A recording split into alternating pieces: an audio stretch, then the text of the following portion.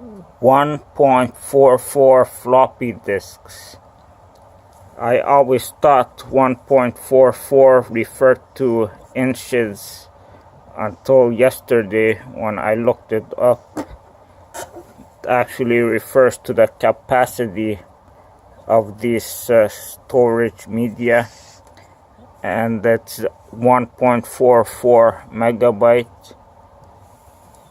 This is all the floppy disks I accumulated since starting to use computers back in about 1997.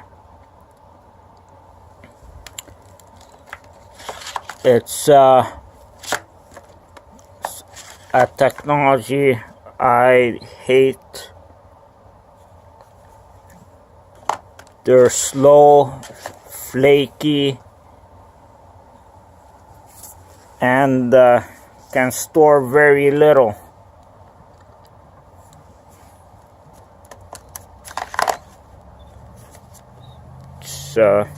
Some drivers back then, I would go to computer classes in high school, and we would have to submit our assignments on these or transfer data from home to the school on these disks.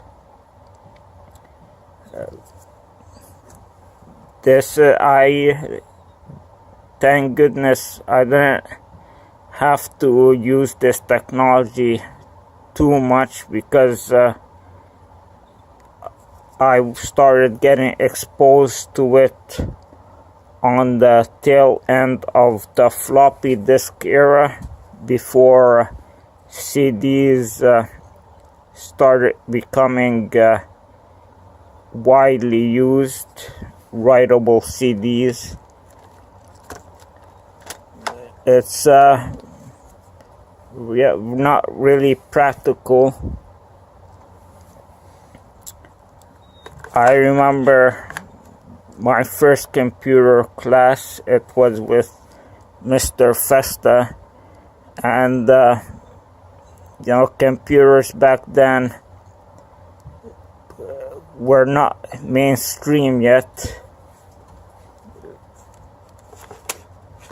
It was a novelty, so computers weren't very much understood. I used to download stuff from the internet and store them on these disks. But so I was at my first computer class, and he would teach us how to handle these disks, and he would tell us not to be rough with them, drop them, shake them, or touch them with dirty hands. Bring magnets close to them, and just in a sense give us a protocol for handling them. And he would warn us doing so might give them a virus, put a virus on them.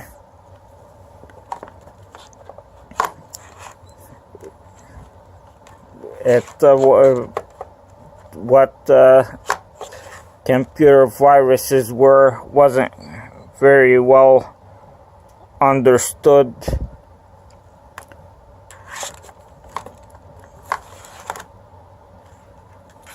And people had the idea that it was some kind of biological thing, like comparable to the virus people transmit between each other. It's kind of comical.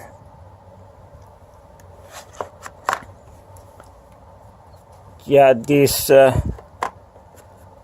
things were used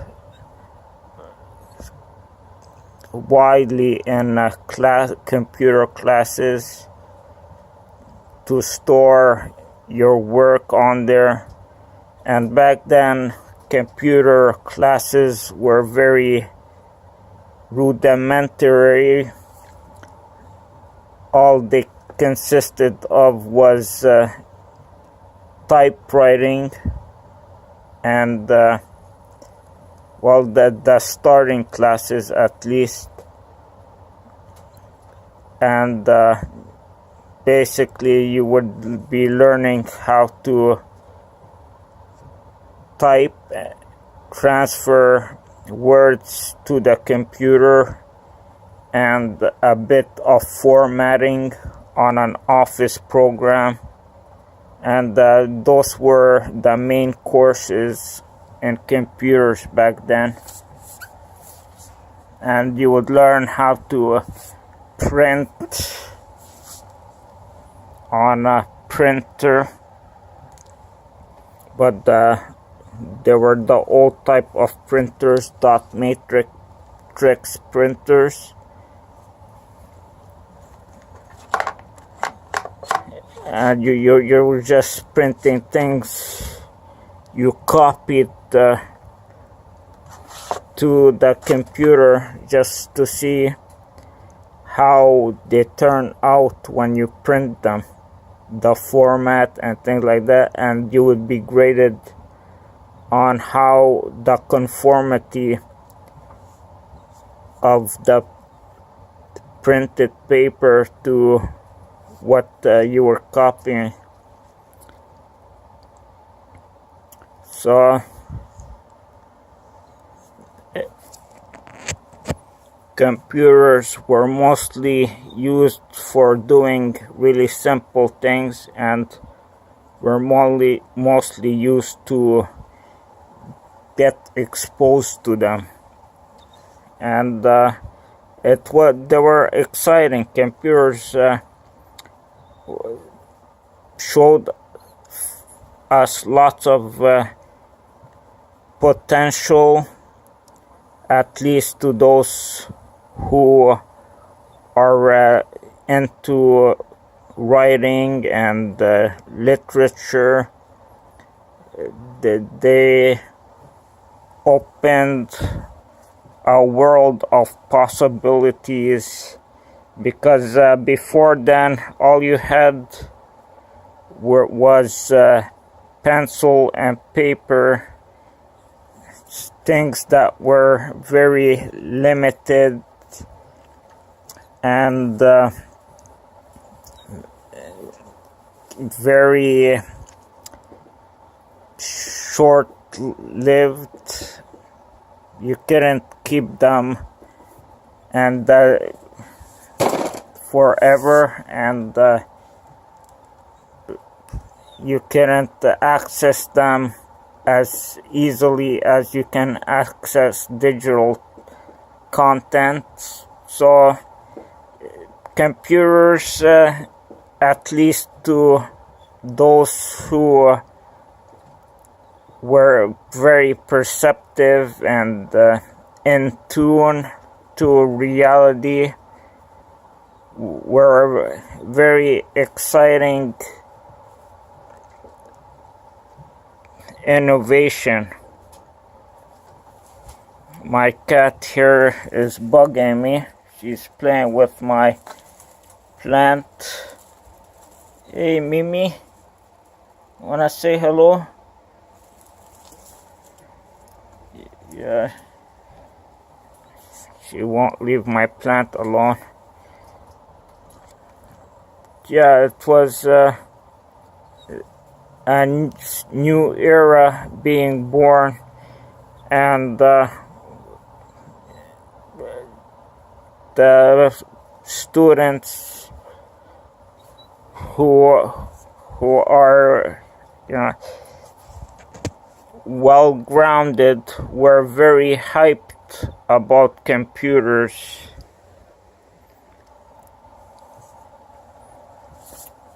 And these things, they were an inferior technology, but it wasn't long before we started seeing better technology coming along and greater potential in our hands.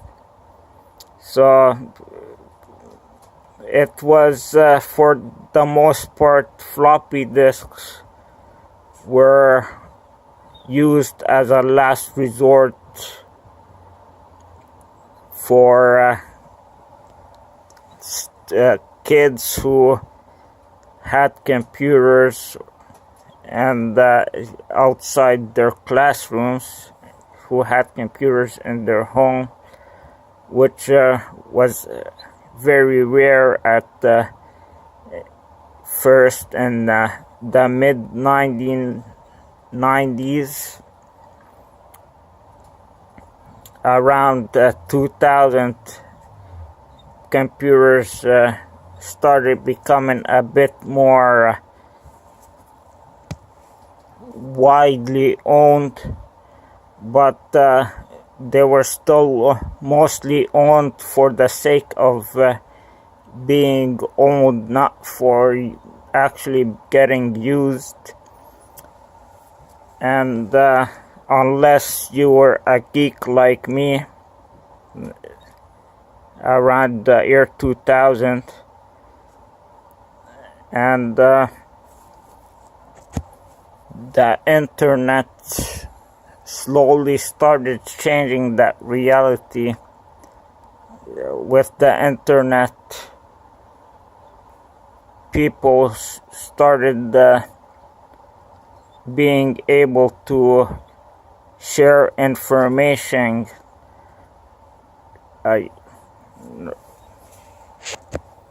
or should I say gather information for their schoolworks. So it became a big help, and people started, kids at least, started wanting to use the internet for their schoolwork, learning how to solve problems, getting help with their homework, and learning about things they want to learn about. But still, people put their nose up mostly on computers. They felt like they were for the geeks, and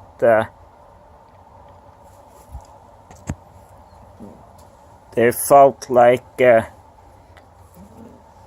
didn't have the patience to learn how to use them, and they felt like they didn't need them. But slowly people started being converted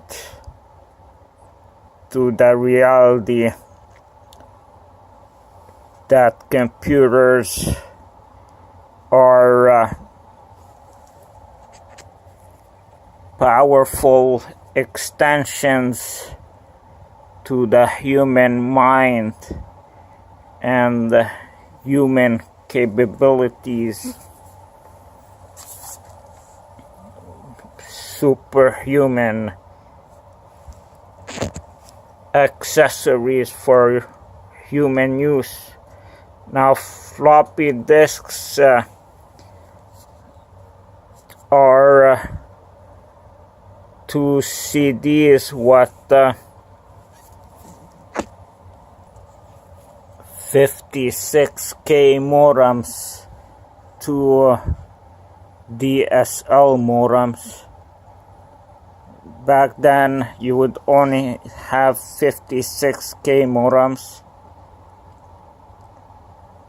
Thank goodness that era also passed quickly, and with 56K modems you would be lucky to download more than 1 kilobyte per second.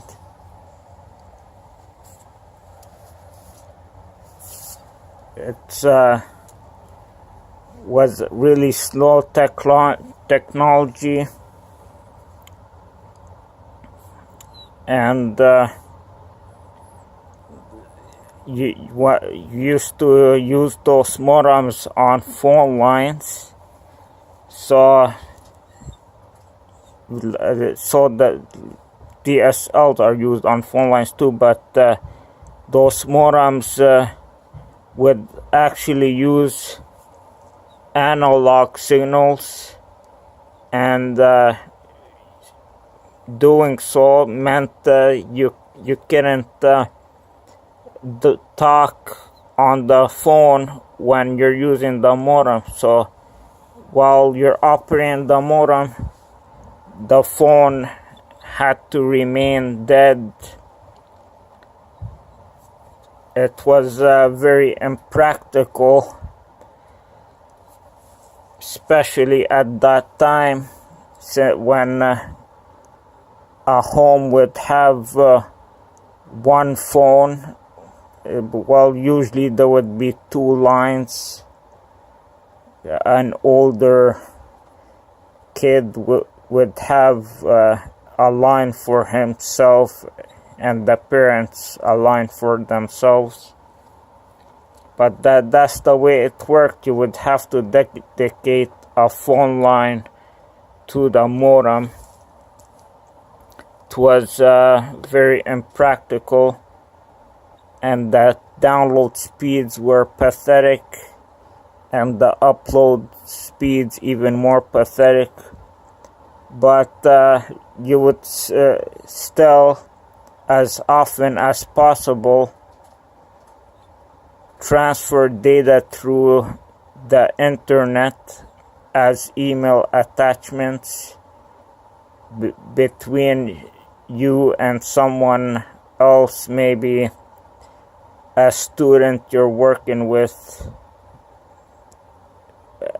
on a school project, or you're working with outside a school project, and that's what you would prefer to use rather than these floppy disks.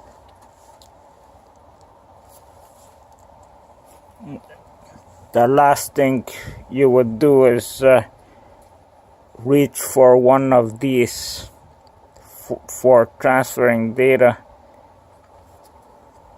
Sometimes, a lot of times, you would be transferring data and they would break on you.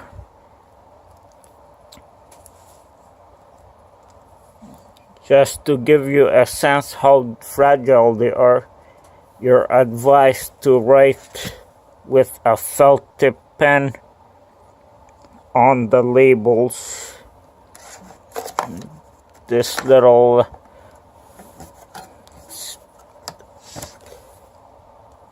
floppy disk safety box comes with a key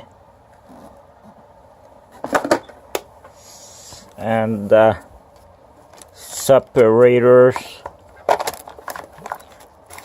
think labels as well.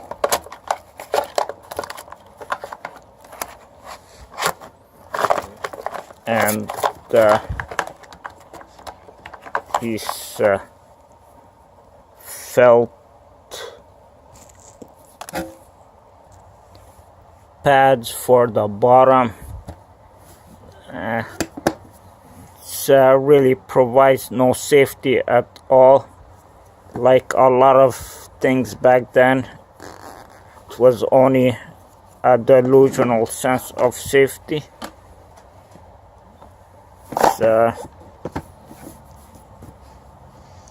It's very stylish though. Seems to give them a sense of value.